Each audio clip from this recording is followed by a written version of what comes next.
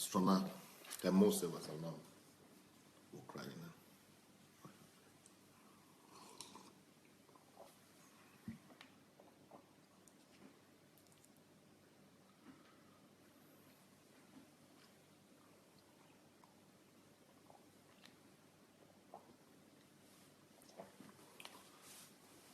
Sheikh Fatima, welcome. Good morning.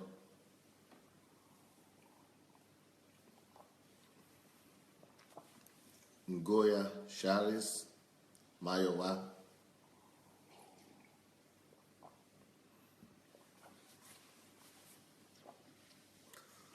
Adeleke Adeniyi, Daniel Asenga.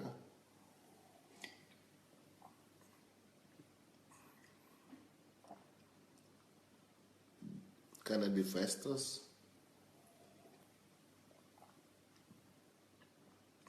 Nkem Dike, Rochelle White.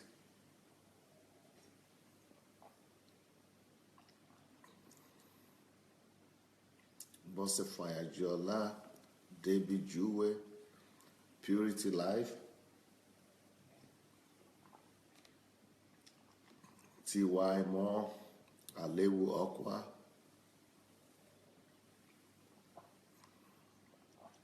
Jide Craig, Folashide, Kike Lomo, Folashade, Michael Afolabi, Rachel May,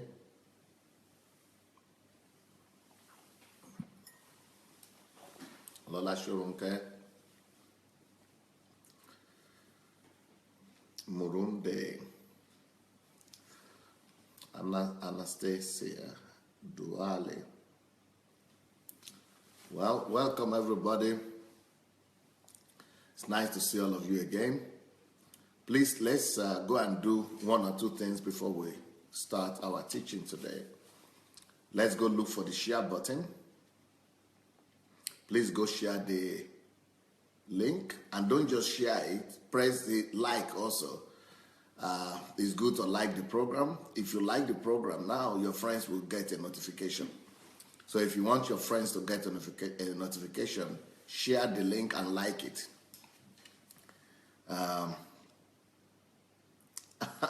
Kathy Zimmerman said she likes my coffee cup. Thank you. I was trying to deal with that before we started with the program. Needed to share myself up a little bit with some coffee. Anyway, please go ahead. Don't just share the link. If you share the video, it will come to your timeline. So you'll be able to have it or watch it over and over again.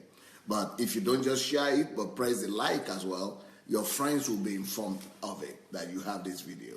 So it's a good thing to both share and like. So please go ahead and share and like the video. And we'll be ready to go.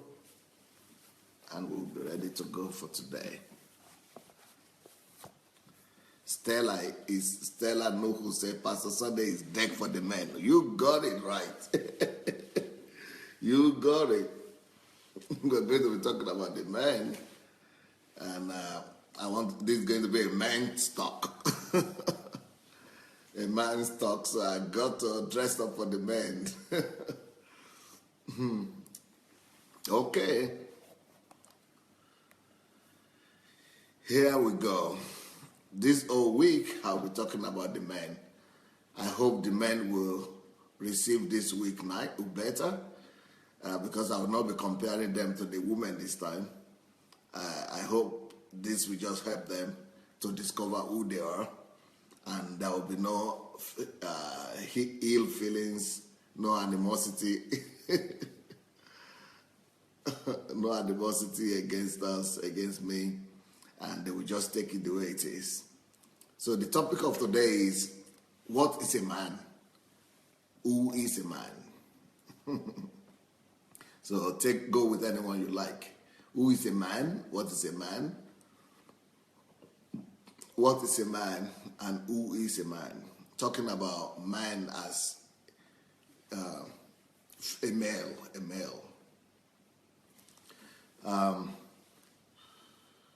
One thing I want you to know about talking about men is that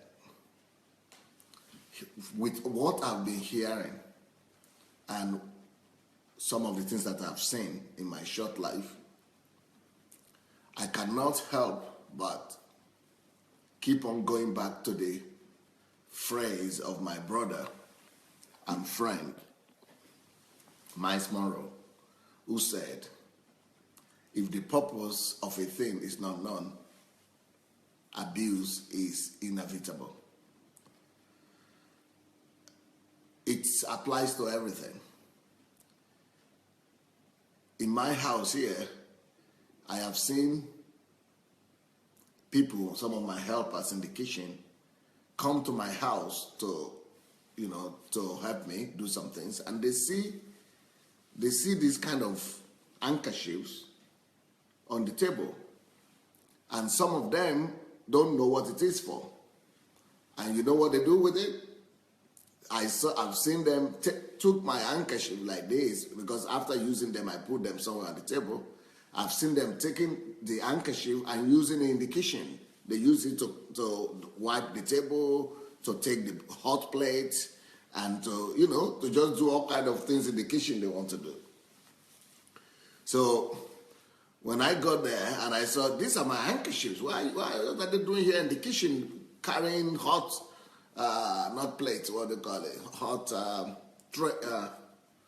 hot pots, and is it pots you call them? Flannels? What is flannel? Is that flannels you call them? Anyway, so they told me, but it looks just like what they use what the ladies use in the kitchen. They used to wipe the table and to carry the hot stuff. I said, wow. This is not for hot stuff. It's also for hot stuff, but it's for hot me.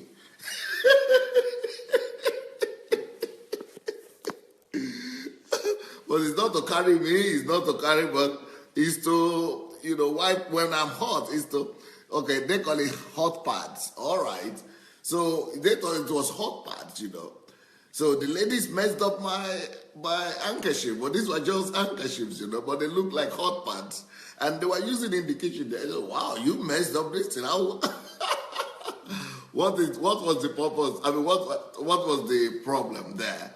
I mean, the lesson is clear. I'm just trying to say, because the ladies did not know the purpose of these handkerchiefs, they did not even recognize that they were handkerchiefs, that these were simply handkerchiefs, because they did not recognize what they were and what the purpose of them were. They abused those things, and I couldn't use them anymore. I couldn't use them anymore. They were abused. They were spoiled. They were destroyed. In a similar vein, when we don't know the purpose of a thing, we abuse it. For example, somebody just said today that she liked my coffee cup. She said she liked my coffee cup. Okay. And now, there are some instances where I have coffee cups that are much bigger than this, like 2 times bigger, maybe 3 times bigger than this. Very, really, really big, really, really big. So one day I came back home because somebody got that coffee cup, big one for me, especially from Germany, because she's one of my pastors and she knows that I love these things that are really big. I don't like the small ones. I'm not so humble to use the small cups, especially the English coffee cups, the English ones, just like this. So you're always sipping it little by little. That's not like drinking for me. That's more like decoration. So I like the big ones. So this lady knew that I like the big ones like this, but she just wanted to laugh and gave me the big one. So when I came back from home, you can't believe what I saw. You can't believe what I saw. What do you call this? What do you call it? Vase? Do you call it vase? Where you put the flower? So instead of, Okay. Now this is a normal vase here, right? For the flower. Now, so this lady, she saw my cup, but big cup, almost the same cup as this vase. So the lady went and put flowers.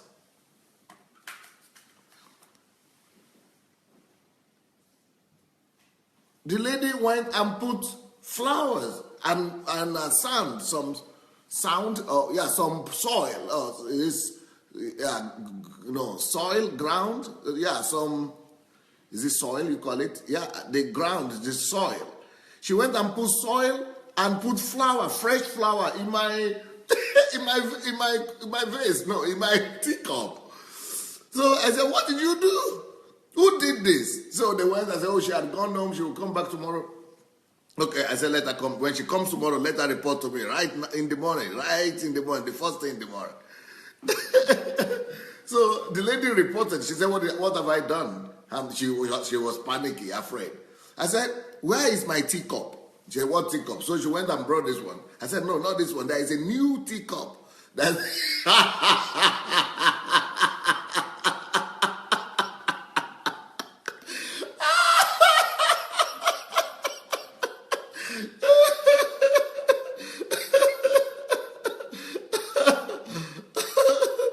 So there is a new teacup that somebody just brought from Germany.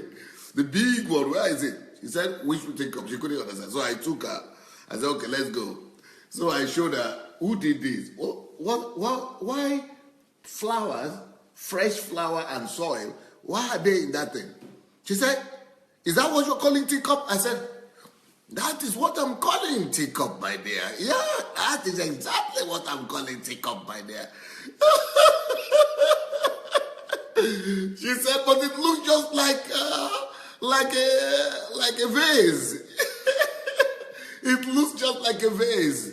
I thought it was a new vase, and they just brought some flower to the family, and I thought it was a good one, so I put it together. She thought she was doing a good job.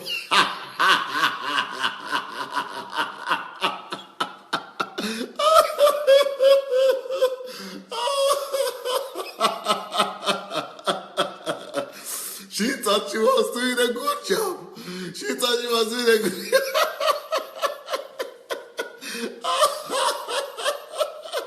She thought I was going to press her for the vase.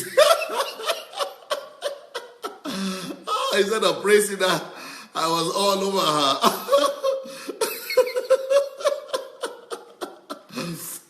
So you have two examples now. One example with my vase, with my teacup that was turned into a vase, and another example with my with my handkerchiefs that was turned to hot pad and table towel, or whatever you call it. Table, what did they call that? Table something, or kitchen towel, or kitchen. Yeah, they turned into something. Something in the kitchen. Yeah, I think kitchen towel. So those were two examples. Now, what are these two examples talking about? Those two examples are talking about one and the same thing. These two examples are talking about abuse. When the purpose of a thing is not known, the natural thing that comes out of that is an abuse. When the purpose of the cup was not known, it was abused. Now, of course I couldn't use that cup anymore. I'm still sorry that cup, I don't know why it even disappeared. The lady took it and I couldn't use it anymore, but anyway, the abuse is inevitable when the purpose, because the ladies didn't know the purpose, she abused it. The other lady from the kitchen, she also saw some of these things. She also didn't know the purpose. She abused it. She abused them. So what am I saying? The purpose, the reason why I'm saying all this is not to laugh, is to is to communicate. All right. Now, we are talking about men this week. Men.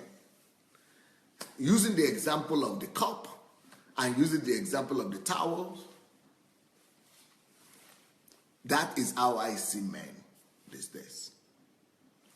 I hear all the stories about men. I see the way men treat themselves. I see the way men treat their lives. I see the way men treat other people's lives. And I see a lot of vices. I see a lot of failures. And I see a lot of abuses. And all this abuse is connected to one thing, my dear. All these abuses are connected to the fact that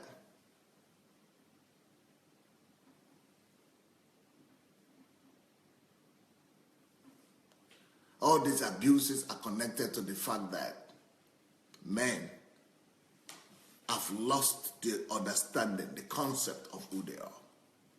Men have not been taught who they are. If the purpose of a thing is not known, abuse is inevitable. You will agree with me that men, and not just men, humans in general, both men and women,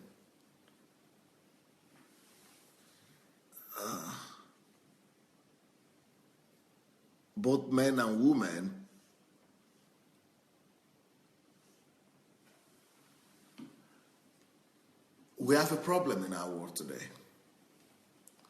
And the problem we have is that nobody has told us who we are. We have not been taught and we have not been educated about ourselves. Let me tell you something about the world we are living in. Every man and woman has been told to study chemistry, physics, biology, mathematics, English language, ecology, arithmetic. Nobody has told us who we are. They have told us to study. In fact, in my country, Nigeria, where I come from, if you don't pass 2 subjects that are compulsory, you will not even get admitted into any college. You need to give exam and pass English language and mathematics, I think. So in some places it might be different, but you are made to study everything and anything, only those things that don't have relation to who you are. They don't tell us who we are.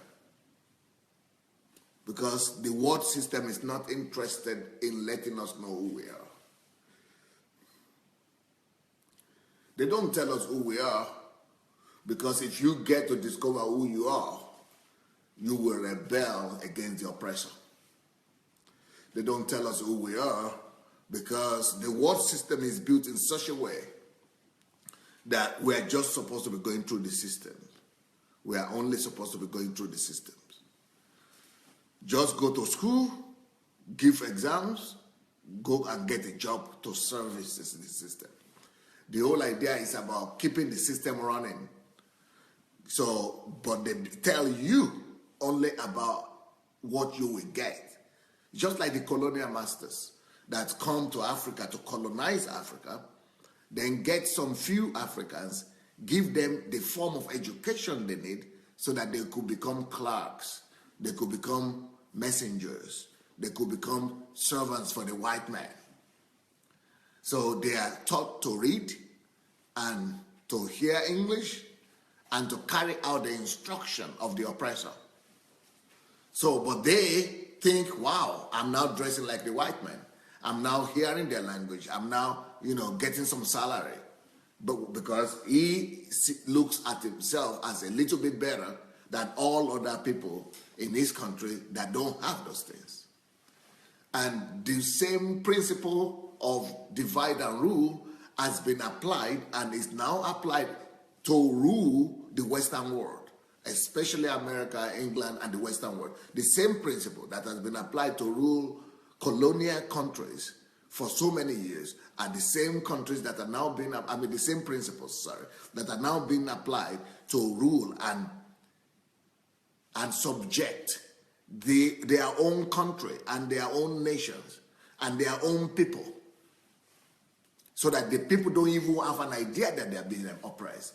As a matter of fact, it's such a principle such that the people that are being oppressed are going to be thankful to the oppressor that they are being given something, that they are being given opportunities. So when you go to England or America or any Western country today, everybody is rushing somewhere every Monday. Everybody is dressed up, they are rushing somewhere everywhere. And the reason why they have to rush to go and work from morning till night is because they are under a system that compels them to, by their own will, be running to go to work. And it's called Uncle Sam system. So because if you don't run to work like that, you have to push yourself. Before, it used to be that they used to have the slave master, and the slave master used to have a cane, to whip the back of the slave and give him some stroke and give him and snacking and sparking for him to work in the field. But today, there is no more there's no more cane, and there is no more nobody spanking you from the back. The thing that is, but there's still something spanking you from the back. No more human spanking you. No more slave master there spanking you. But there is still something at your back, spanking your back, beating you to run. And that thing that is beating you, that is spanking you at your back, causing you to run and wake up every Monday and Sunday, Monday, Tuesday, Wednesday, even some Saturday sometimes, and just go and push yourself, is because there is a cane, there is a stroke, there is a cane that you are getting, there is a beating behind your back, but no human being there. The beating is called, this day, there are different canes now. The canes are called bills, credit cards, loans, percentages, and things like that. So all those things are the things pushing you. They are the things pushing you. Invisible forces that you yourself know. You have them at the back of your mind. You have them at your subconscious level, saying, I must pay the bills. I must pay for my credit card. I must do this. I must do this. So you are pushing yourself. So the oppressor and the Uncle Sam system, because it's not there to physically whip you, he's saying, oh, I'm waiting for you at work. Why didn't you come? You don't want salary? You don't want to get paid? Come to work, because if you come to work, I can pay you. And if you are working for yourself, then you have in America, they call it RIS, the tax system. And they are there waiting for you to collect what you have worked for. I mean, we have a president in America right now that he refused to present his tax payment because the big guys don't really pay that thing. Only the poor men pay. So it is unfortunate, the way the world system works. What am I saying? The reason for all that, the reason why the world system could enslave the whole of humanity like this, the reason why the world system could enslave their own nations and their own people like this is because of one thing. People are not taught, not just in my country, Nigeria, people are not told who they are. Anywhere in the world you go to, the world system is not interested for people to be told who they are, especially men. Men are not being told who they are. Men have not been told who they are. They are told to go and study. First of all, you go to primary school or kindergarten. We go to kindergarten, and when you go to the kindergarten or whatever you call it, nursery school, they start by saying you have to learn to read. So you learn to read, they say, oh, you are educated, so you are congratulating yourself. But really, then they send you to primary school. Then primary school, they send you to university and or college, and they make it competitive. Why? Because they want to get the best servants and slaves to service. You are just like raw materials, just like before in the industrial time, in the industrial age. It used to be cotton or wools. They used to put wools in the machine, or wood, trees, wood to get energy, to get energy, fuel, to get fuel. But now the fuel is human being. They call it human capital. It's unfortunate. Do you know what they call it? They call it human capital. Human capital. Human capital. Just like it used to be the fuel capital, the fossil capital, right? The engine, the horsepower. Now is human capital. Sometimes in some country, it could be called workforce. Workforce. Do you know who the workforce is? You think it's horses? Before it used to be horses and donkeys in the field. You know who the workforce is now? You guess right. It's talking about you. Not the machine, you. So the school system and the whole nation and economy of the Western world, the way capitalism, the way it's built in such a way that a whole population of people, human beings, citizens, you know what they are called? Before they used to be called slaves, but now they are called workforce, human capital. They are not even ashamed of using that, because when you begin to hear the same thing over and over again so many times, you get used to it. So people get used to such terms like human capital, like workforce, and they just take it to be normal. They just take it to be normal. So can you imagine a government? Rulers, the ruling elite, just say 1%, 2%, 3% of the country. They looking at their compatriots, the whole country. They're looking at their citizens, millions of them, and say, "Oh, we need a bigger workforce." So if you want to move to America now, or you want to move to England or to something, they say, "No, you have to prove to us that you are highly qualified." Qualified for what? To be human? No, you don't need to be human. You need to be a specialist. You need to be able to work. What are the skills you have to work to benefit our system? What are the degrees you have? We need educated, we need expatriates, we need educated population, workforce. So they look at you as a workforce, and they have built the system in such a way that if you don't want to work, the system will break you. The system will break your back. The system will disgrace you. The system will smash you onto the ground. The system will disgrace you, put you in the street. The system will undress you. The system will empty you, will strip you of every honor and make you homeless or make you hungry. The system is terrible. Yeah, sometimes they give you visa and say you are highly skilled. Highly skilled for what? You think it's because of you? What is that when they say you are highly skilled specialist, highly skilled person that could come out, you could come to our country to work, they give you visa to come? Do you think they are giving you visa because your name is Sunday? Or they give you visa because your name is Davida? Or they give you visa because your name is Stella, Esther? Because you are you? No, of course. They give you visa. They have told you the reason why they give you the visa, because you are highly skilled. You are a workforce. Highly skilled workforce. Highly skilled to do the work. They are giving you the visa to come and work. To come and work harder than the other people. To come and do the work only few people could do. So that's why the school system is not set up in a way to tell you who you are. The school systems and educational system and the world system in general is not interested in letting you know who you really are. So the school system and educational system, you don't go to school to learn who you are. The school system does not tell us who we are. And since we don't know who we are, what follows? What follows is you can easily guess what follows. What follows is abuse. Remember what follows? The cup, how the cup was abused? Because the purpose of that cup was not known.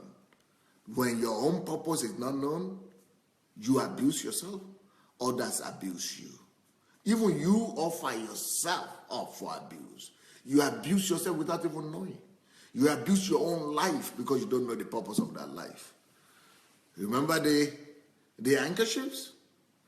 When the purpose of this handkerchief was not known, it was abused. When your purpose is not known, our abuse is explainable.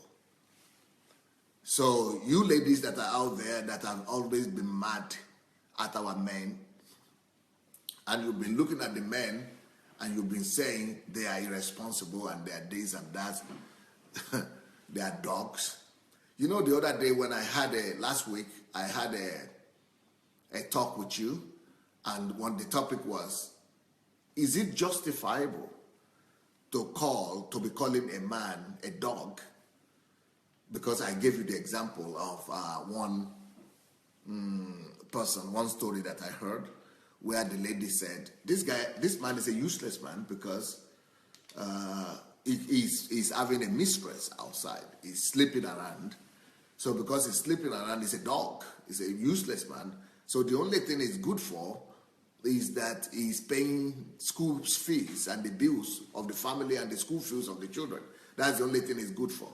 So I came here and I said, even though we are against men who sleep around and who sin, because the sin is going to hell, but is it proper to call men dogs just because, he's sleeping around? At the same time, while you are calling him dogs, you are calling me a dog. You are receiving the school fees from him for the school, to take care of the school, and you are receiving the bills from him to pay the housing and the bills and everything. So if he's a useless man or a dog, why do you receive? Why don't you just leave him and let him live like a dog? Why do you stay in that family, in that home, or why do you receive his money? Why do you receive his salary or the money he uses to pay for the bills and for the children's school? Because that's the only thing he's good for. What I'm trying to say is that don't let us become like other people. Don't let us bring ourselves so low as to be calling ourselves such names, or to calling other people such names like dogs, men or women. We don't call men or women names. And even though people are wrong, people misbehave. But you know, one of the main reasons why people misbehave is because they've not been told who they are. They have not been educated about their values and about who they really are. And so all those people you call dogs, the men who are messing up, who are sleeping around, they are behaving like dogs, but you don't use those words. Those things are too degrading. They are wrong. I personally am a very strong proponent of women's rights, and even if you have been following me these past few weeks, you will discover that I've always underlined the value of women and the importance of taking care of women. So I'm not against women. Do you know what? When I did that program and I said, don't call the men dogs, they don't qualify to be dogs because they are good in other areas too. If he's good enough to pay the bills and he's good enough to pay the school fees, maybe he's not a dog after all. Maybe he's good for something. So why should you call him a dog? Do you know some people, some ladies who have been following me, who have been on this platform, who have been very active, they got so annoyed. They say, Pastor Sunday is covering up for the men. Pastor Sunday is supporting all these men that are cheating on their wives, and so we're going. So they just disappeared after that day, because I said don't call them dogs.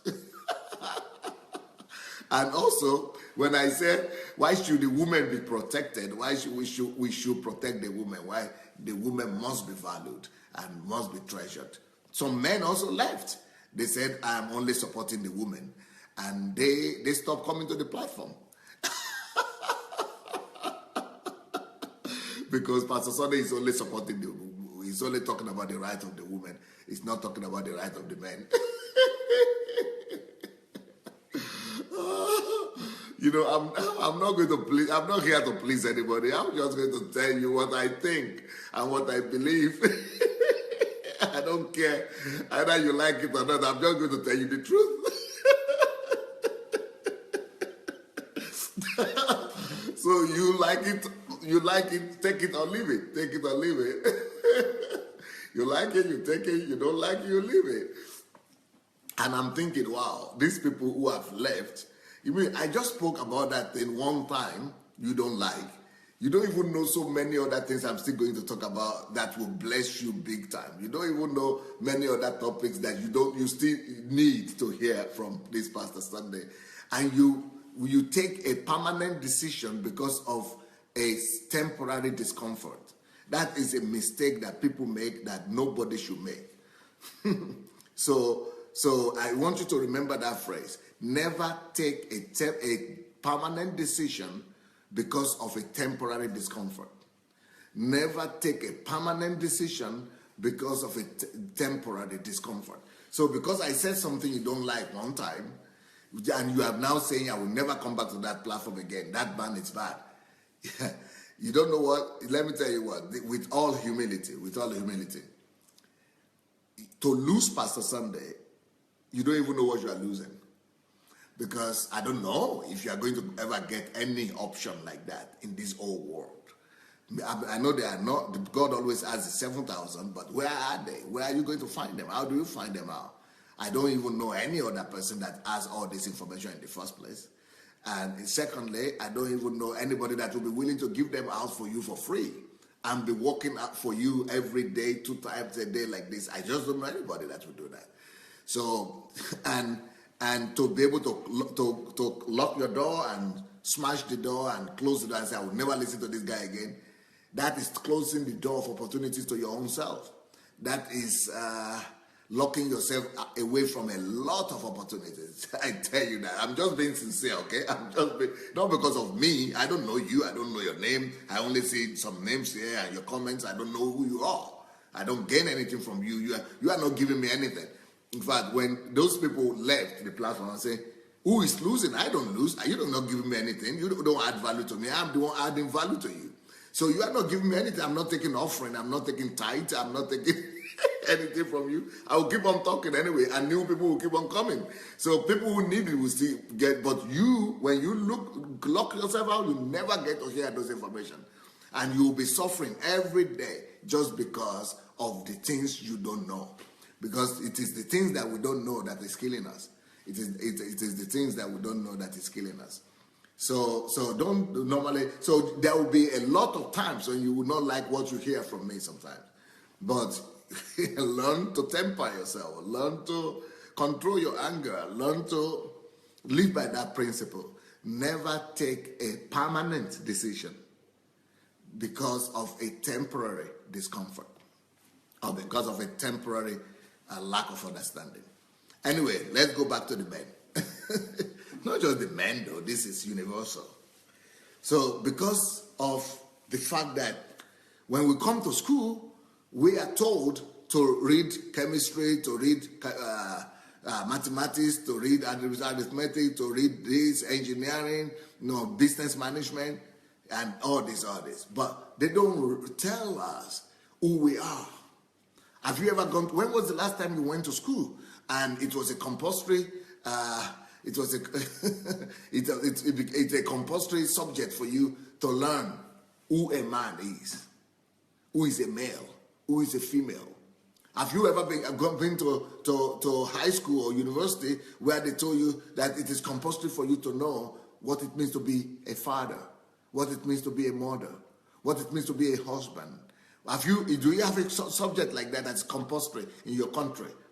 Subject of how to become a father, subject of how to become a mother, subject of who a real man is, or how to become a real man, or how to become a real woman, or how to become a responsible man. Have you heard such subject before? Have you ever been told and be taught in school how to become a man, how to become a husband, how to become a father? When? Where is that subject? Show me that school. Unfortunately, the government of the world, they copy themselves. And they do only the same thing. So even when countries say they got their independence, they still do the same program. They still follow the same program that the oppressors gave to them.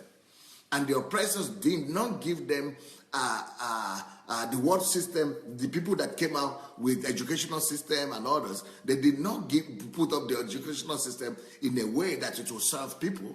It's put up in a way to serve the system. So the educational system is not set up in a way that it will tell you who you are. It will tell you how to become a good husband, how to become a good man. They are not interested in that. You can become anything. You become a trader, become a seller, become a manager, become anything that is useful in the workforce, in the workplace, as a human capital, but not as a human being, as who you are. Nobody teaches you. Nobody teaches you to discover who you are. They teach you to be relevant. They teach you to be relevant in the workplace. They teach you to be relevant in the economy. Everything is about economy. All the educational system is about teaching you, getting you ready for the workplace, to prepare you as a workforce, to make you relevant everything is guarded by that. So you are just being looked at. In most countries, human beings, let me tell you about your own country. I don't know what country you are in and what country you are from, but do you think your country or your president or your parliament or your cabinet care about who you are? They don't even know you exist. Do you know what they know? They only know the number. They just count the numbers. Oh, we have 50 million people. Oh, we have 40 million people, 70 million people. You are just a figure. You are just a number in that statistics. You are just a statistic. And then they put this whole thing in such a way that you'll be able to be in the system, bringing in some profit, bringing in some reward for the people who run the world. So what I'm saying is that the men that we have today, they are a picture of self-effort. The few men that have discovered who they are, they just discover by themselves, or God just had mercy on them, maybe through the Bible or something. But even the church is just doing, okay, why, you ask yourself, why is it that we do church the way we do it? Because that's what they know, because that's what we've been taught, that's what we got from somebody else, that's what has been passed on to us. So what I'm saying is, the church also is a system. And that system doesn't necessarily convey to you, most of the churches, they want you to work for the vision of the church. Most of the churches, they don't want to help you become who you need to become. Most of the churches are not working to help you discover your calling. Most of the churches are not helping you to bring you to your promised land and to help you know who you are. Most of the churches just want to use you to build the church. Most of the churches are doing the same thing, like Uncle Sam is doing. Most of the churches are doing the same thing the countries are doing. Most of the churches are seeing you as a workforce as well. Only you don't work in the church, but they see you as a contributor to the growth of the church. They see you as the one that is bringing the fuel. They still see you as the fossil power, the fossil energy, the money power, the financial power. So most of the churches are all about how many people we can gather who will bring their tithe and offering. So it's about you, what you can bring in. So most churches are working just like the world system. Most churches are working just like Uncle Sam. They make you to come and sit down every week so that as long as you are bringing tithe and offering. And they are not even caring about becoming who God created you to become. And now they are not even bothering themselves about that. They are not teaching you or opening your eyes or helping you to discover what you are sent here for, what your calling is, and what you are supposed to be doing. And they are not helping you, taking you by the hand to take your promised land and to help you dominate that promised land. Most churches don't do that. Most churches are just using you and looking at you as one of the people that are supposed to be used to build up their own system. So Unfortunately, that is also another problem. So most people, just like the school system and the government, the world system, they are not interested in teaching you about who you are. So also are the churches. The churches too are not interested in teaching you who you are, because they are afraid if you get to know who you are, if you get to know your calling, if you get to know your calling and who you are really, that you will go and start your own business, or you go and start your own church. Or you have your own vision. So that's why in some of the churches, they don't even want you to have your own vision. They actually even are so bold to the extent of going to the pulpit and telling church members that you don't have the right to have your own vision. That you don't have the right to have your own vision. That if you have your own vision in this church, it is division. And that in the church, there must not be division. Everybody must work as a slave for the slave master. But they don't use the word slave master. They just say, oh, only one vision exists in this church. All of you must be faithful and work for this church. So they coin some manipulative words like faithfulness, like loyal, like disloyal, like, all those kind of things, rebellion. And they make those things to put fear in people and control you so that you don't even think of having your own vision. That you don't even think of pursuing your own dream. You don't even think of becoming who God wants you to become. It's the system, you see. But the church has adopted the system of the world. And they are keeping you as slaves to just work, as labor force. The same workforce, the same human capital that is in the world, that's the same thing in the church. But in the church, they don't call it the capital, human capital or some. They call it things like church membership. Do you know some people in some churches, you have to have church membership? And the reason why you have to have church membership is for them to control you. It's for them to be able to know how much money you're giving, are you committed or not? But there is no church membership in the church, in the kingdom of God. When last time did you read about that in the Bible? Did you read that in the New Testament, that the church in the Jerusalem had church members, or they have rolls that they were calling, or they have journals that they were using to call people's names? Of course, it's not scriptural to have people putting down their names and say they are church members, to be registering church members. It is of course not scriptural. And some people even do worse than that. Some people go ahead and not just have church members, what they call it. They actually make you register who brings tithe and who doesn't bring tithe. Some people go to the extent of making you to actually not just register your name that you bring tithe and offering, but to actually indicate how much you bring every month. Can you believe that? Jesus said your right hand shouldn't know what your left hand is doing, but these guys don't even care for what Jesus said. They don't even care for what Jesus said. They don't even care for what Jesus said. I mean, Jesus is the head of the church. Yeah, people don't even give it down. I mean, they don't even care for what Jesus says. They just do as if they don't notice what Jesus said, because they need to calculate the money.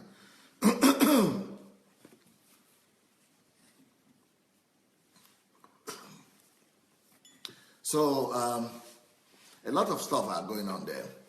But the idea is that people don't want you to know who you are or what your calling is.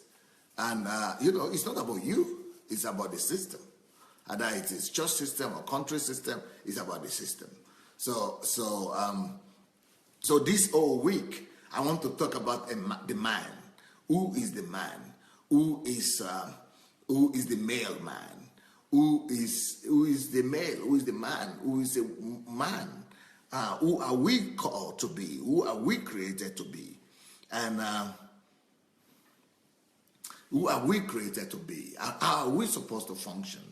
And I hope I'll be able to help everybody to understand, especially the men. Because when I'm talking about what men are supposed to be doing and how men are supposed to treat women, this last week that went by, a lot of people left my platform. The men left my platform because they are thinking what I'm saying, because they are not used to it, because they have been taught to reason in a different way. So they are thinking I'm the one who is wrong.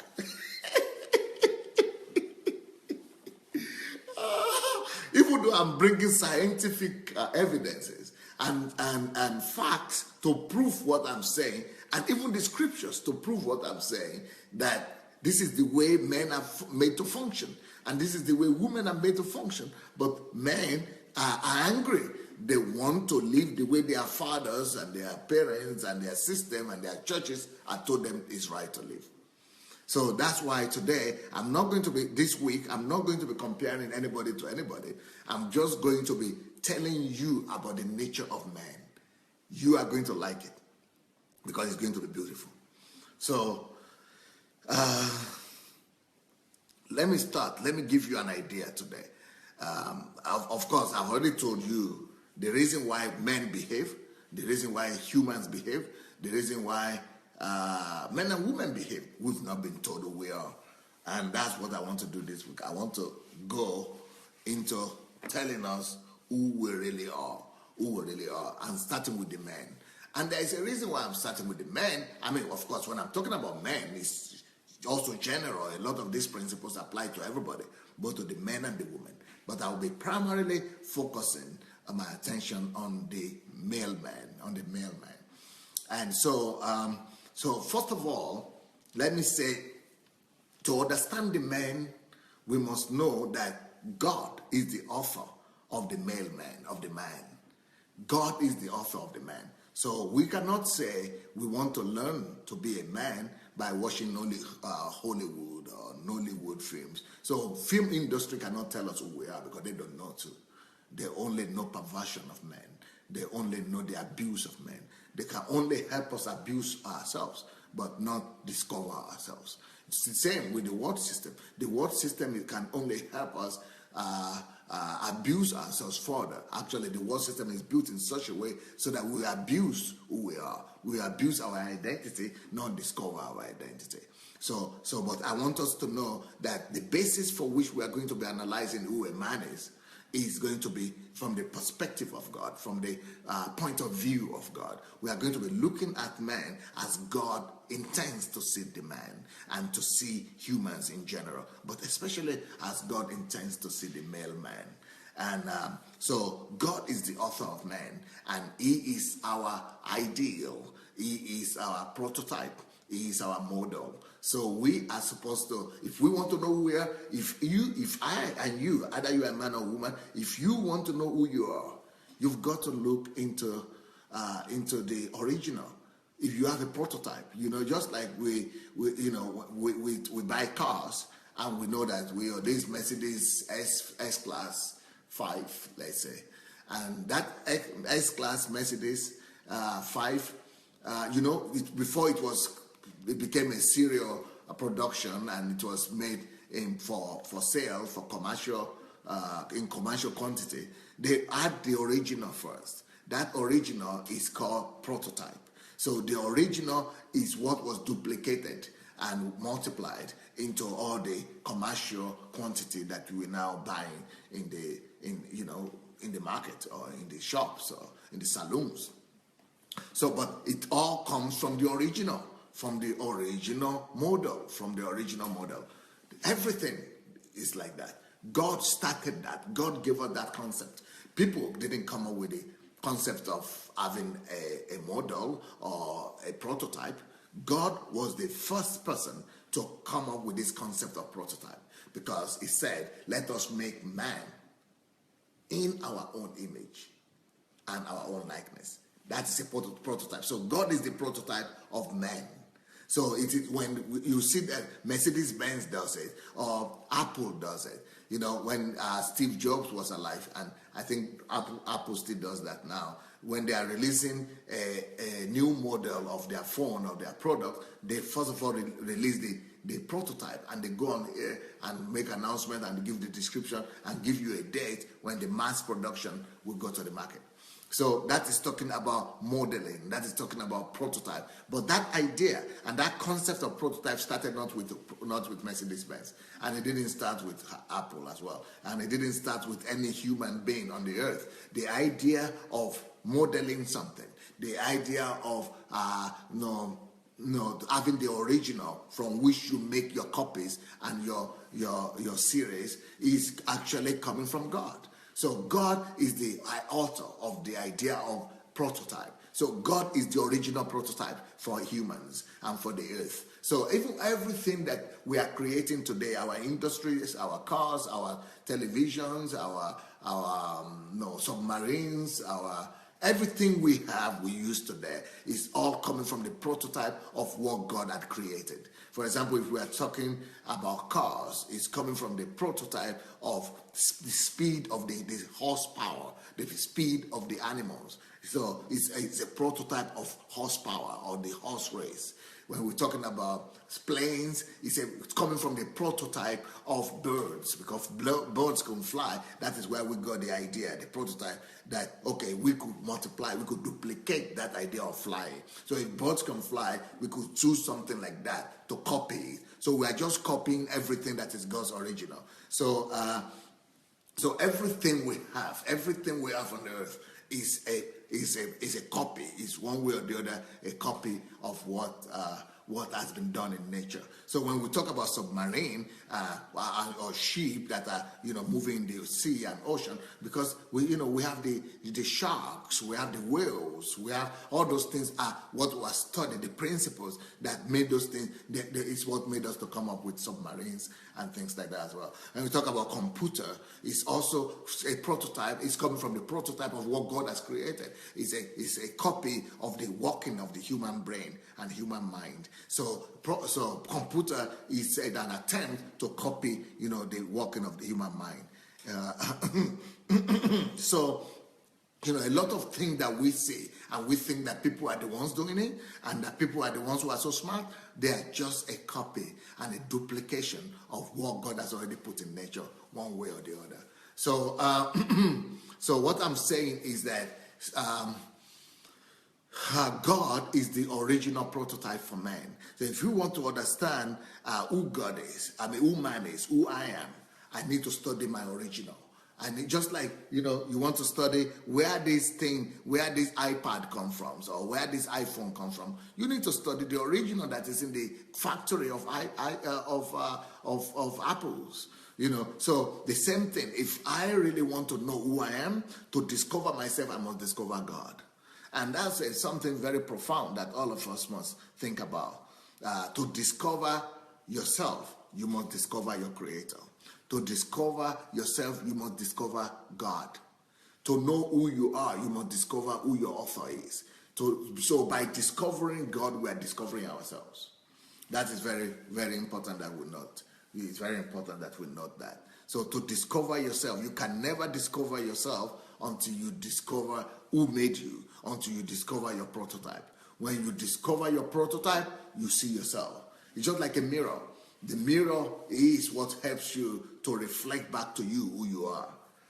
So when you look at the mirror, you see yourself there. So the mirror is showing you. So for you to see who you really are and who you are supposed to be, the Word of God is that mirror. That's why we are given the Word of God. The Word of God is a mirror that reflects back to you who you are supposed to be, who you are. But the prototype is God Himself. The prototype is God Himself.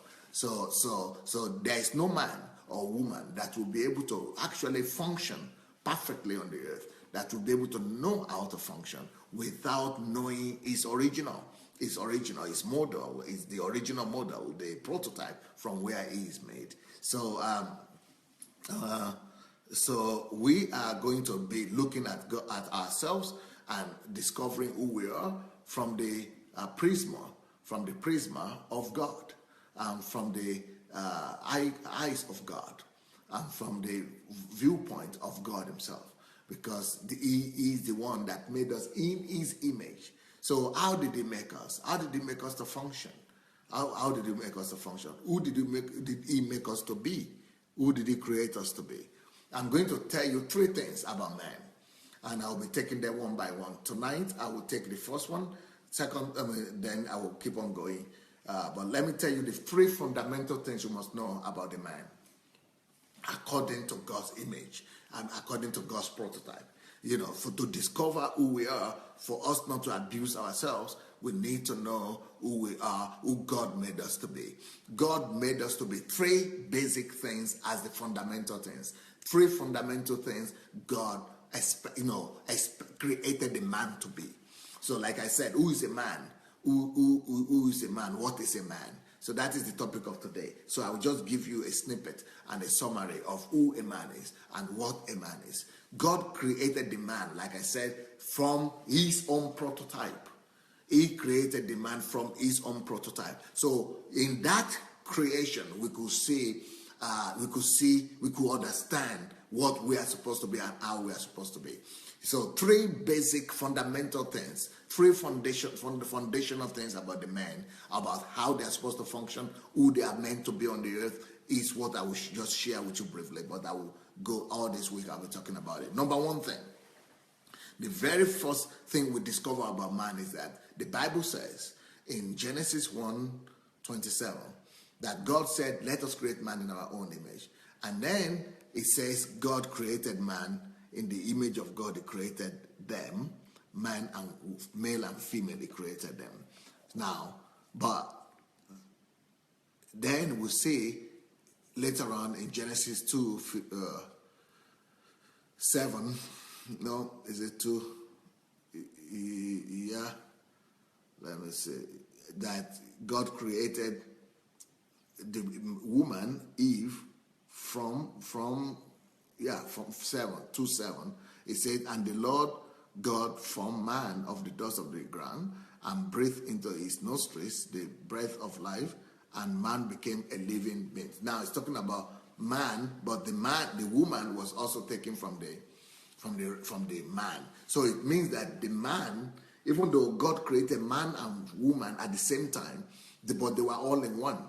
So God, first of all, created the male man.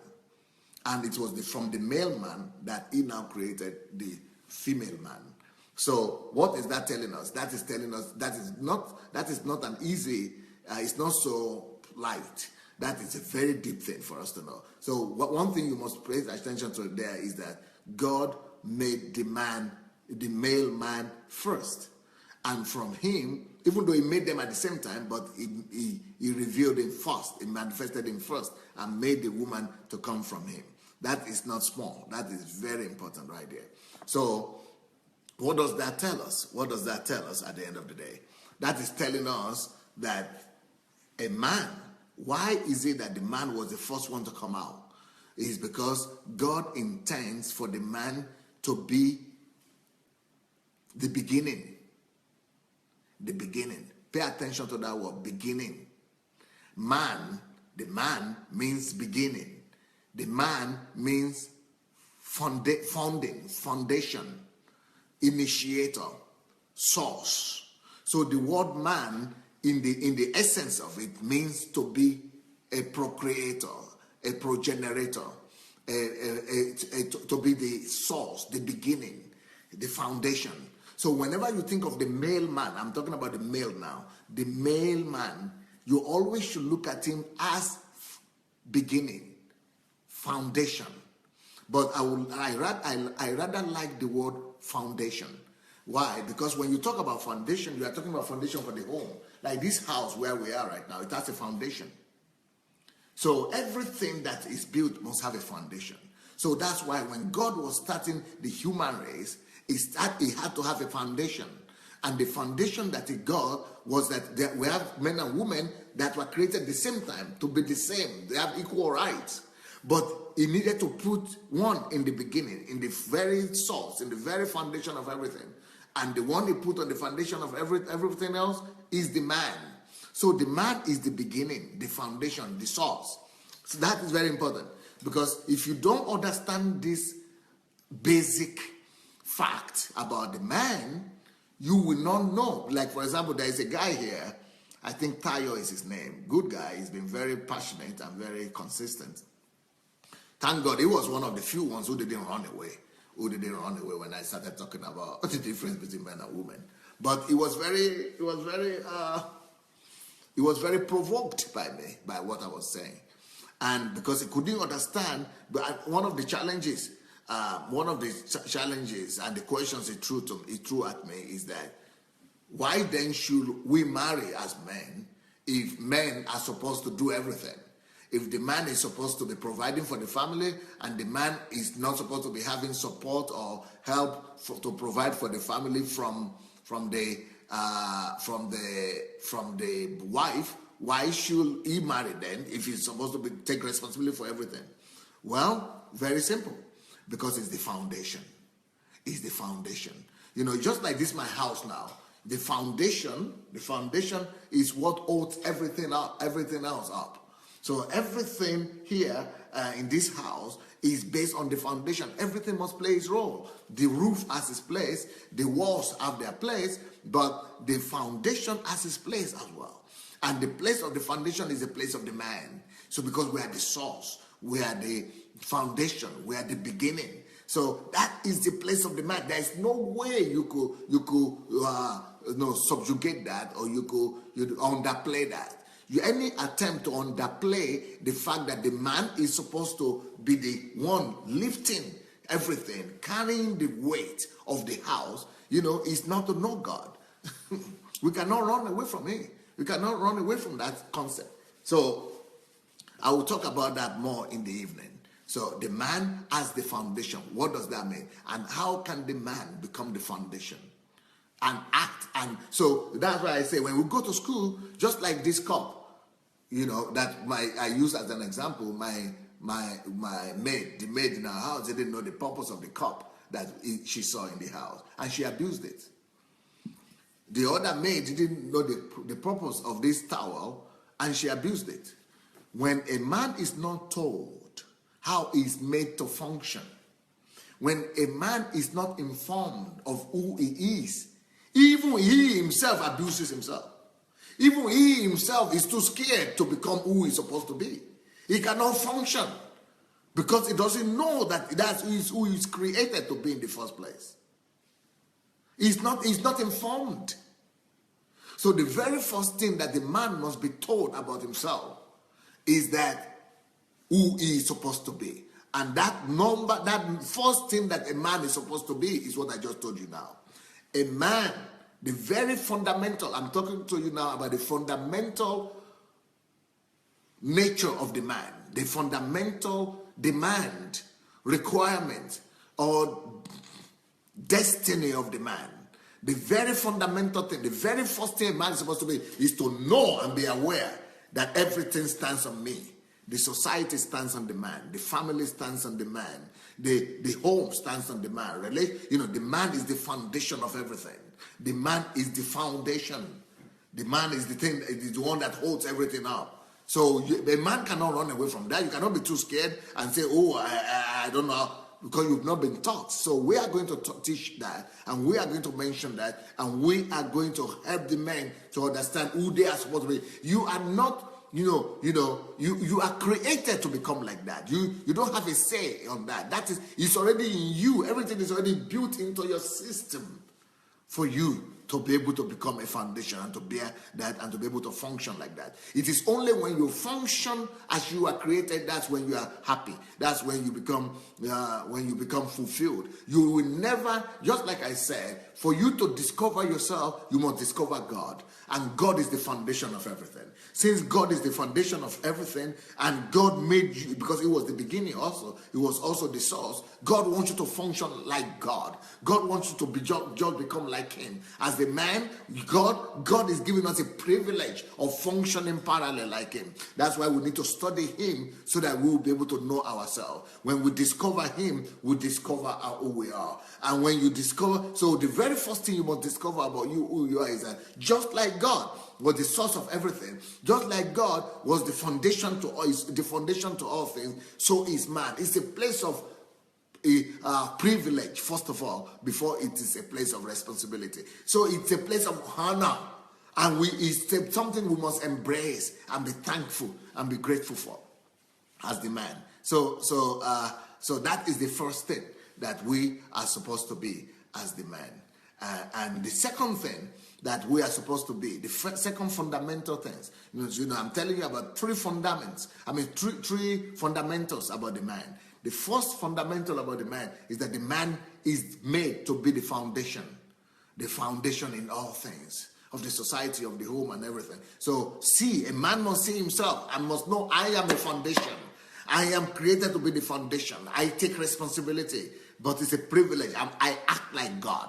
So that is the very first thing that a man must know about himself. The second thing that a man must know about himself is a man must also know the second fundamental thing that the man is supposed to be is that the man's authority, a man is a person of authority, all right?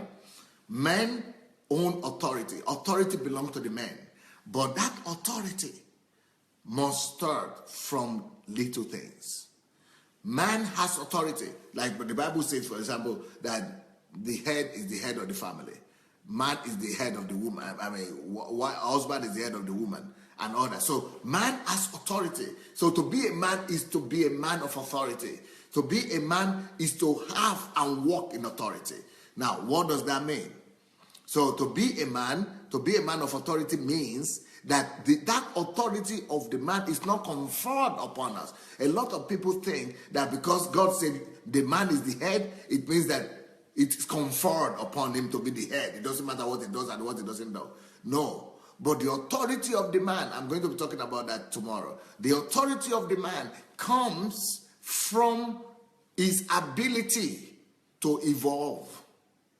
Because it says, when God told him, be in my likeness and in our image, he made man in his image and likeness. Then the next thing God said is, be fruitful, be multiply, and subdue the earth. So, it's evolving. It starts with fruitfulness, multiplication, and subduing. So that's the way authority of the man is supposed to evolve on the earth. So your authority is not just coming automatically. That have dominion. You don't just have dominion immediately. You only have dominion after you have been fruitful. You only have dominion. Even after you've been fruitful, it's not yet time for dominion. After you've been fruitful, you still must multiply. Even when you are multiplying, that doesn't qualify you for dominion yet. But after you multiply, and then you must subdue. It is only after you subdue the earth, then you have dominion. So that's the way it's supposed to work. Authority of the man is supposed to work. Yes, man is supposed to have rulership. Just in the family also, or anywhere. You don't just automatically have authority in your family just because you are a man. You are just a male. You just come, I'm a male, so everybody must listen to me. That is rubbish. Study the way it's supposed to be. The way it's supposed to be is this. You have to do something. You have to produce something. For example, just like I have somebody here. Time is against me. But I will talk to you more about that tomorrow. But it's just like saying, I give my wife flour one time when I said, I love you. So I gave her flour, and then she agreed, and I gave her a ring, and she agreed to be my wife. And I said, now I am your husband, so you have to obey me now. Wives, obey your wife, obey your husband as unto the Lord. That is rubbish. She doesn't have to obey me just because I gave her flour one time. If you are going to follow the model operandi of God, the model operandi of God is, and the way he has spelled it out for us as the men to have authority is this. Your authority will come, not just because you are a male, your authority will come not just even because I said it. It's not enough for you to have authority. For you to have dominion, to have authority, to have rulership on the earth, there is a process to it. And that process comes with you being fruitful. So the fact that I gave my wife that flower and that ring is just being fruitful. It's just the beginning, the first step. I must multiply those acts of kindness. I must multiply those acts of love. I must on daily basis multiply those gestures of care. I must multiply. He said, be fruitful, but if you are only fruitful, you will never have dominion. For you to have dominion, you must go from just one-time act. So when men are just one-time shooters, When men just do one little thing for their wives and they are expecting the wives to honor them, to respect them, and to obey them, it will not work. It doesn't work that way. The woman doesn't respond just by one-time gesture.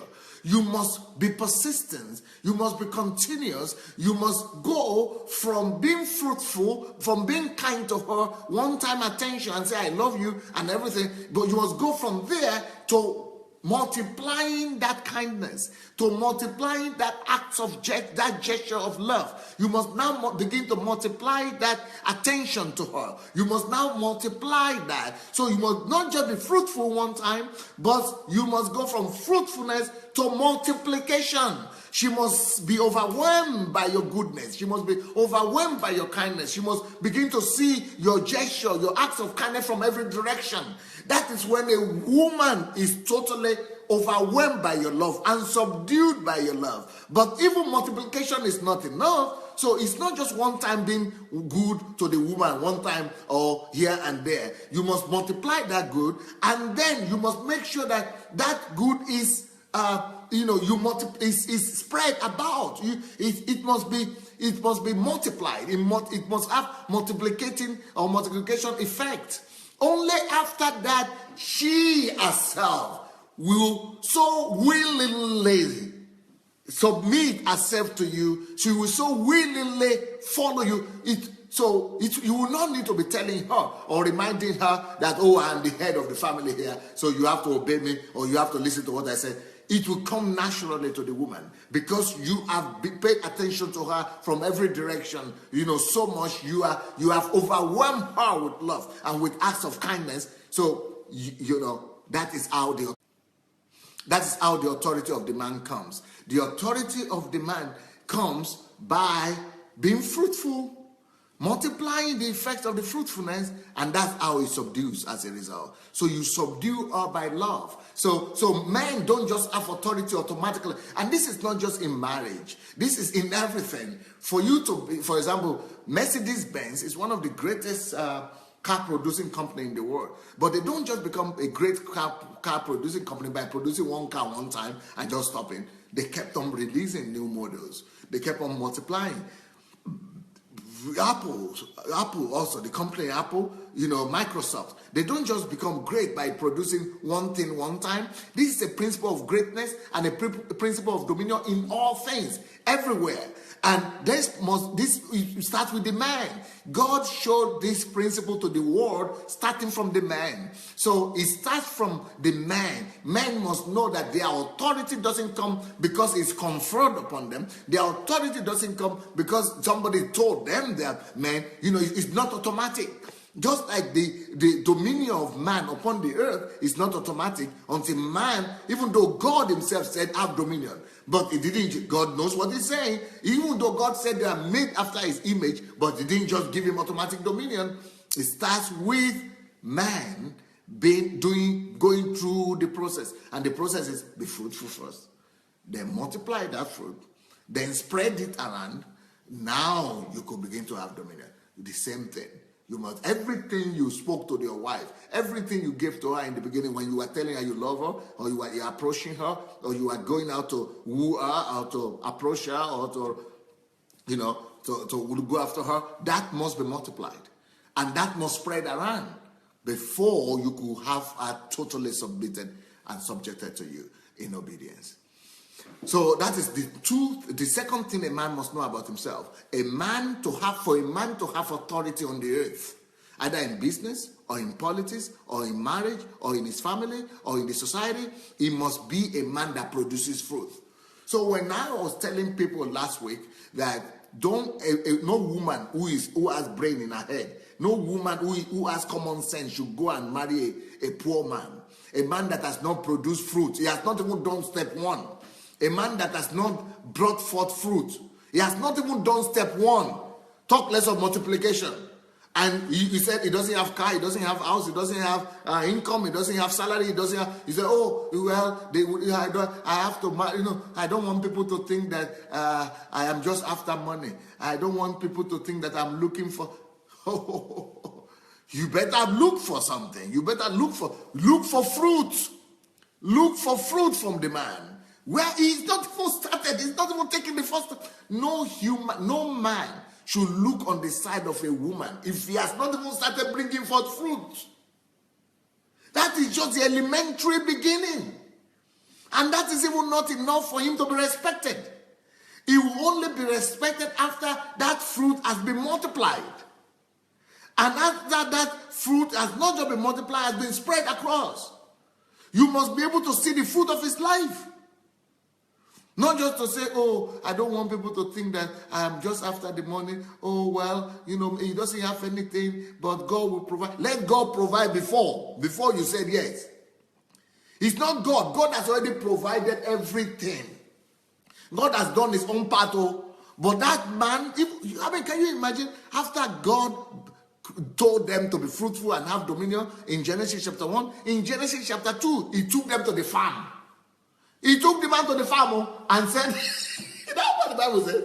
The Bible says, let me show you. In Genesis chapter 2, the Bible said he took the man that he created. Is that 2:15?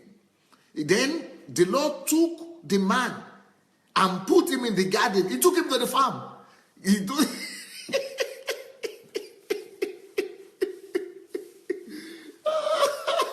Then God took the man he created and put him in the garden.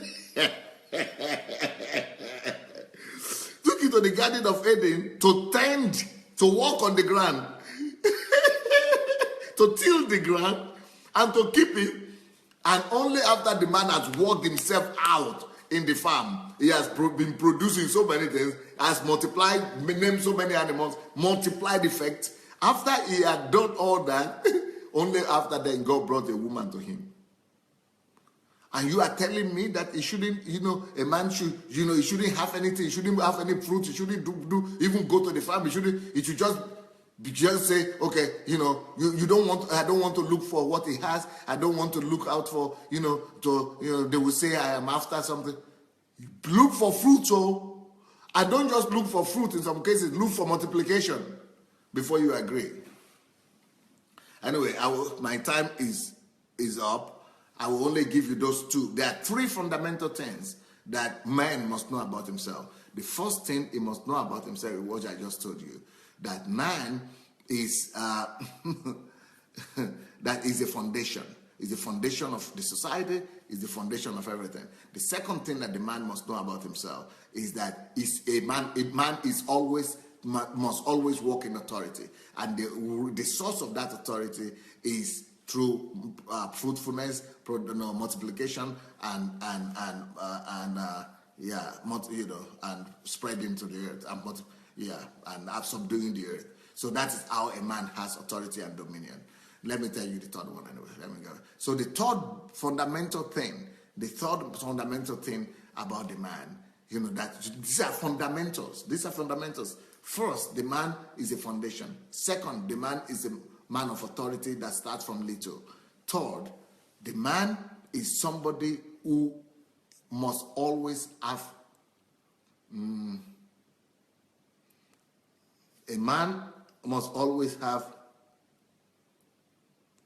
what do I call it? A man must always have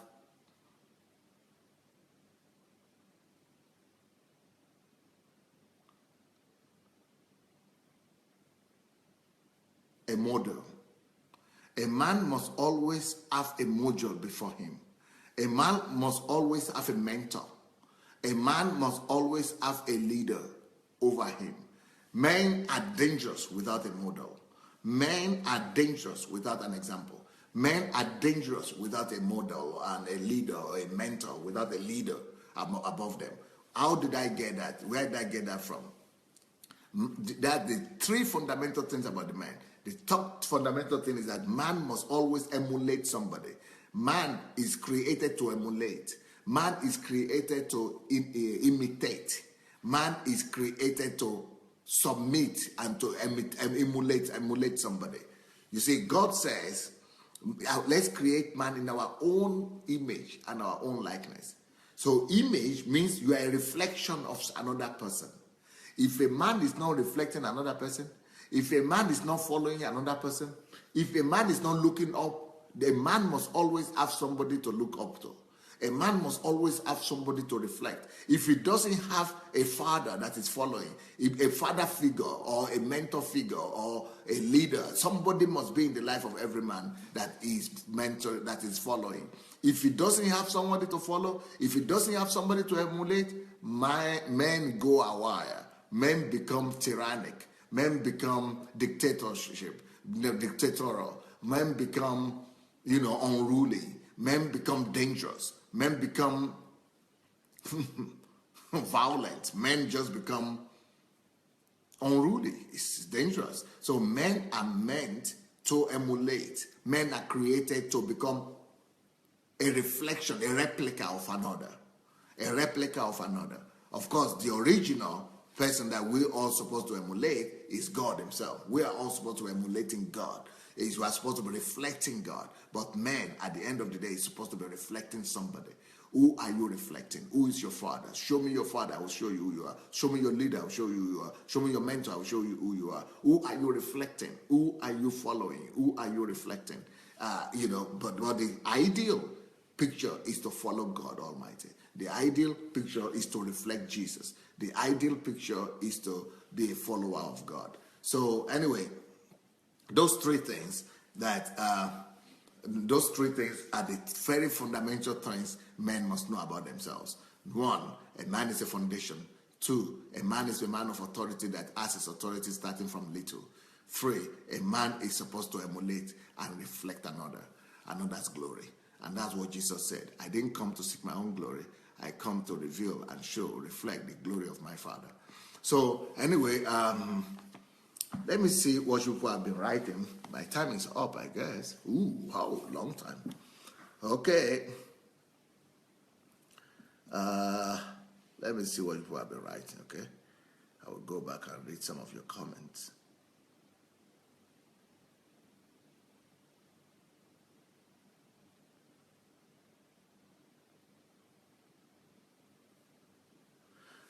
Joseph Oyewole, to discover yourself, you must discover God. Very profound truth, Dr. Adelaja. We are the reflection of God. Your functions and make you, your very essence is God. And the more you discover God, the more you understand who you are, right? M. Christine, good morning. Okay, just greeting.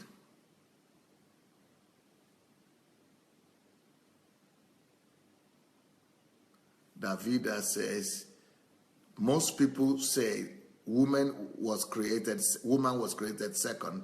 Both male and female were created at the same time. Yes, they were both in the same body. That's true. The woman was given a body later as she was brought out of the original creator. Yes, I agree.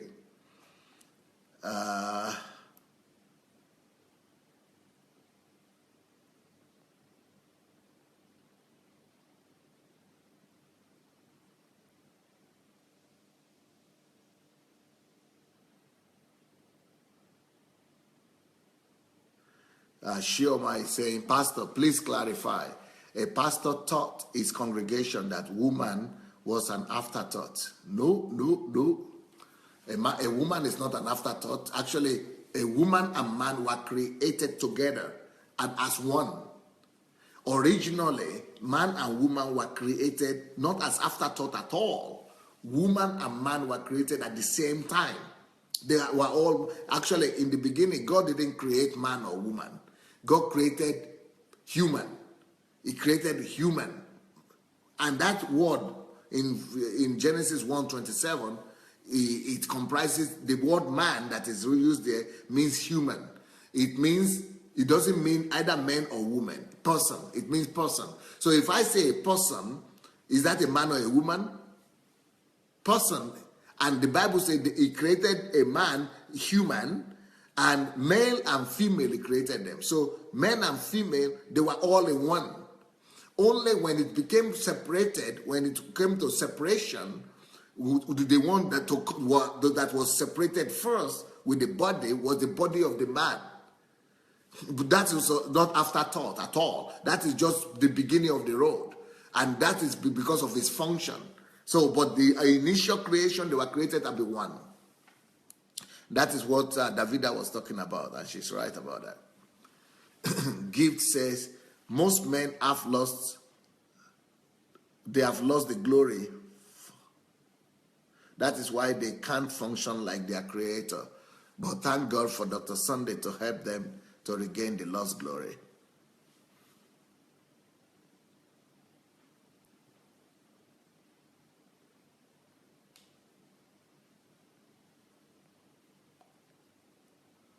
Nelly Rowland.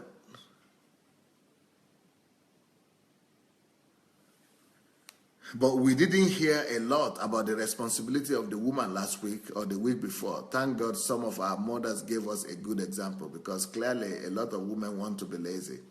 Well, the week before, I spoke a lot about the women and about responsibility of the woman and how women need to get themselves ready before they consider marriage. So you might need to go 2 weeks before Nelly Rowland to be able to get what women must know. I think that's what it's called. What women must know before she considers marriage or something like that.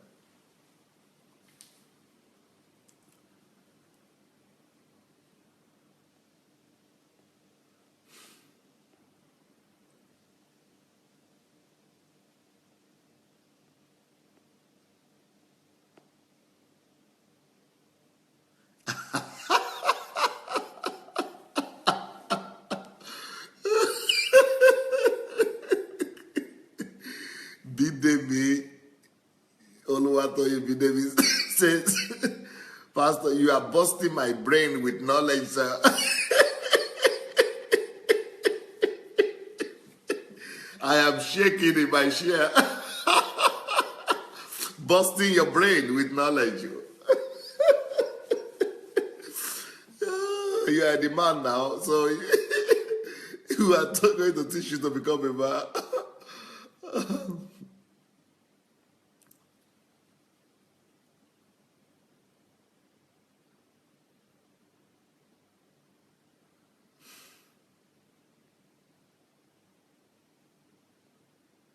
Tayo Stephen said, if I knew this before I got married, I will have known better. Knowing them after many years of marriage is a big hit, but better late than never. Yeah, that's sincere. That's sincere, you know.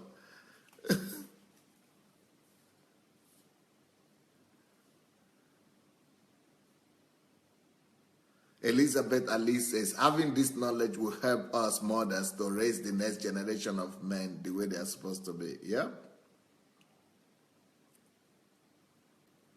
Ifi Sandra Ushe said, please, our men, don't just listen to this, put them into practice. Yep, I hope so.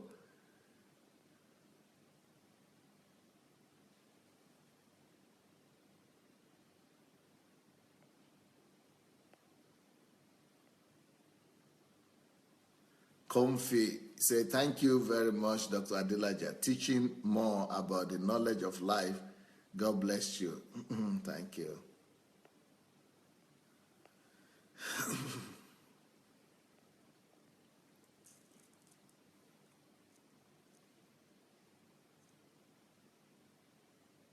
Anastasia said, the wisdom of God, I guess, from this platform is mega beautiful.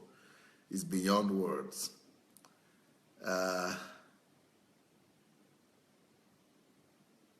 Nkiru Ojimadu said, that you gave me a ring is not enough for me to honor you. In fact, I don't even know where that ring is now. The ring is not the glue that holds marriage. So true.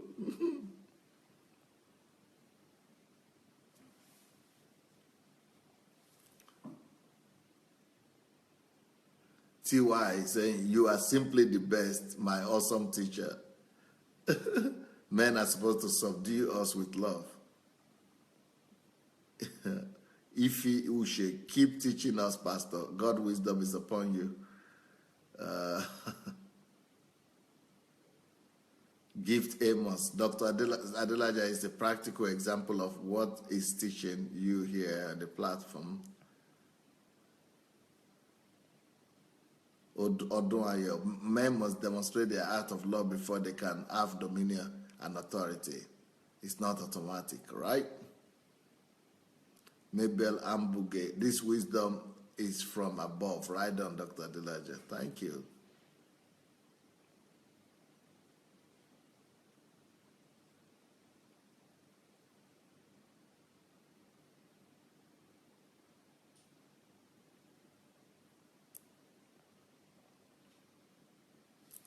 Shioma is saying, Pastor, this message must get into the hand of every human being on earth.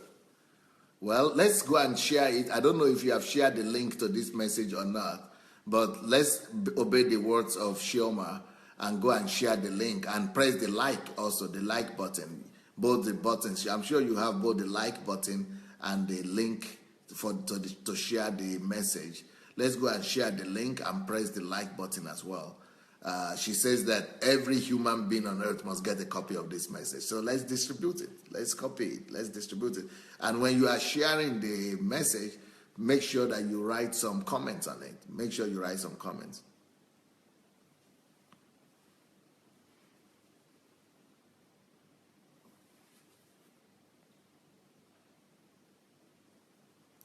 Odunayo say, what a sincere man you are, Dr. Adelaja. Thank you. Shinwe, a man's ability to assume the leadership role by consistently proving his fruitfulness is what attracts the woman to submit to him. Men, please start tilling the ground. Molly says, wow, Dr. Adelaja, you are just too much.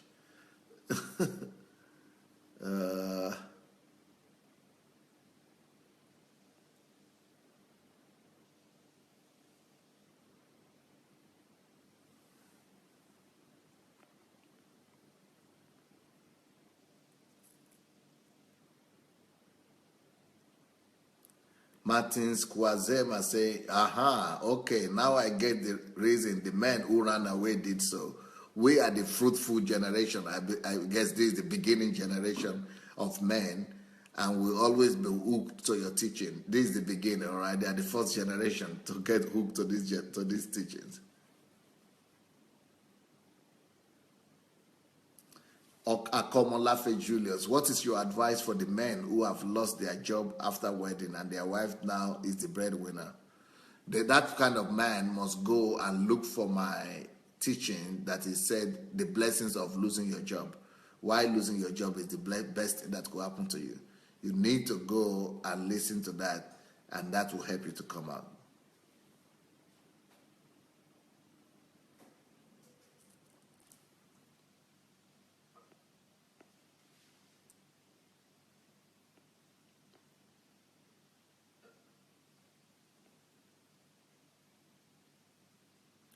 G.D. Craig said, I totally agree, Dr. Adelaja.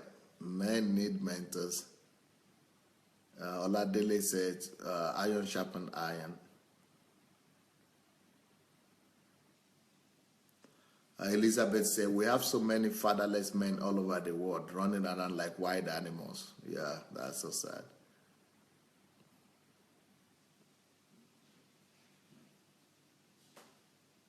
Linus says, wow, a man's personality revealed. Unbelievable wisdom, Dr. Adelaja. I'm changing right now.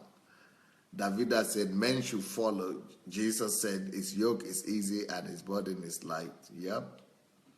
Kike said, thank you, Pastor, for this wonderful teaching. All men need to hear this. The purpose why God created men, awesome. All glory be to God Almighty. Nana said, I think the ego in men make them not to know themselves as the image and reflection of God. Too bad. Shukwamaka says, thank you, sir. What a wake-up call. Marble says, if men will emulate God, this world will be heaven on earth. Yep.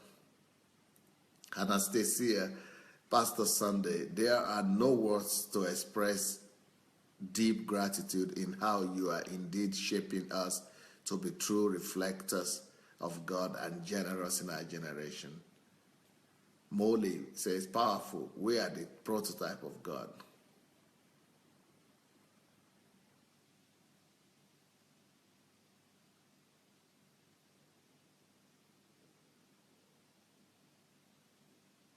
Shinwe says, hallelujah. Dr. Adelaja has revealed unspoken truths for men. Now you have to go back and reflect on who you are and your role as prescribed by the Creator himself.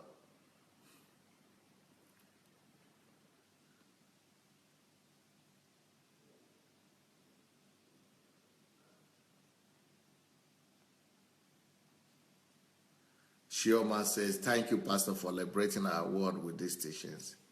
Marble says, this teaching is nothing but the truth. I have learned to stay away from men who don't bear fruit and don't emulate God. Yep. Davida said, there are many fables about out there about the creation of women, which has led to oppression worldwide. Shukwamaka said, sir, please, how can I write to you? How can I buy all your books you have written? I don't know where you are based in. If you are in Nigeria, you see there is a lady here with the name Shioma Ugwudi Nwigwe. That's Shioma. Look for her. Maybe Shioma will write a telephone number here. Sometimes she writes it. So, or you can inbox her. She will be able to get you all the books in Nigeria. But if you are outside of Nigeria, you could go to Amazon.com and put my name there. You'll be able to get all the books. To write to me is easy. My email is pastor@godembassy.org. pastor@godembassy.org. TY says, you are just too much, Dr. Adelaja. Wow. You've been slaying you this morning. What is slaying? You are simply amazing. Fire teaching today. We are once again simply catapulted into another level of glory. Love you like Kilo Day. What is that? As in, waiting be this. What does that mean? We celebrate you, sir. You are using some jargon here that not everybody will understand.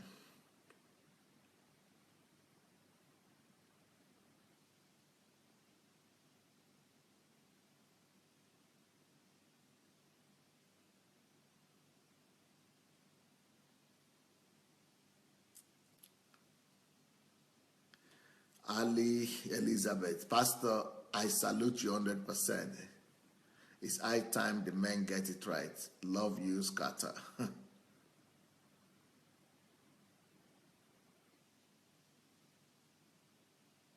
Lara says, how can a woman be lazy? How can a woman be lazy? To carry pregnancy alone is a hard work.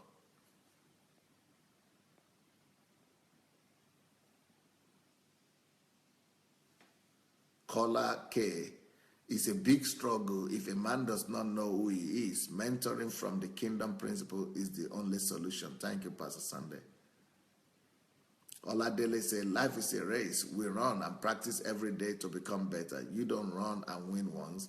It's a continuous improvement.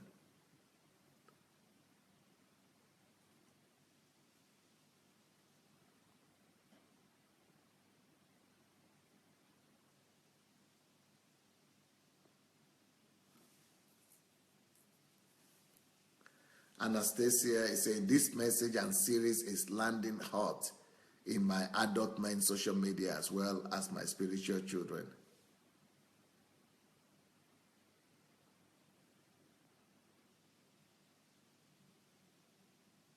Afolabi Victor, your authority is in your leadership. You cannot exercise your authority if you are ignorant of your leadership.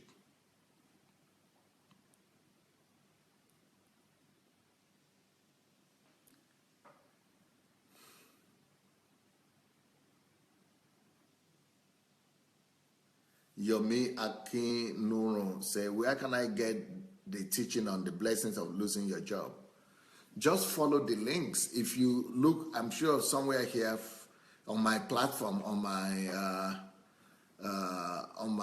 timeline here, or even right here on where you are right now, look at the comments, or after the comments, just look in the beginning of the teaching. You will see the links to all the series of my teachings that you have missed. So in one of those series, you will see those teachings there. Just follow the links to my messages, either on my blog, on my YouTube, or here on the Facebook platform. You see, follow the links and you see all the teachings. TY, I really celebrate our men on this platform, especially those who have, in spite of their ego, accepted the teachings and acknowledged their sincere apologies. It's deep strength to do what that celebrates you guys.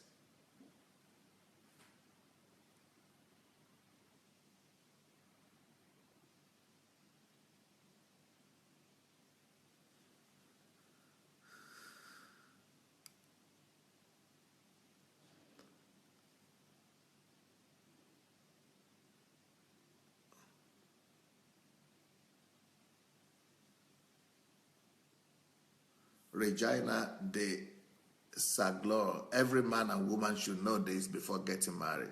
Thank you, Pastor Sunday. God bless you for this message.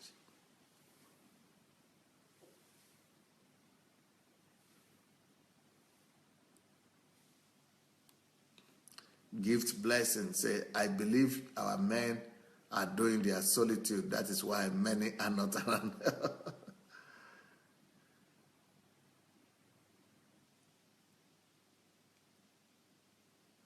All right, everybody. It's been nice being with you today. If you didn't hear the message or you missed it, please go ahead and share the link. You will need to go ahead and share this link.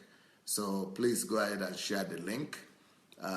You can press the like button and the share button. When you share it, it will come to your timeline. You could listen to the message all over again, or you could press the like button and your friends could get a notification for it. So thank you so very much for your time. Lola Shorunkai said, thank you, Pastor Sunday. Blessing. Thank you too. Akin Sugar said, the Sunday Adelaja Global Redefinition. This is what I've been about. We need to redefine all the odds, right? We do need to. God bless you guys. Have a wonderful, wonderful day and wonderful week. I will be seeing you tonight again on this platform. God bless. Bye.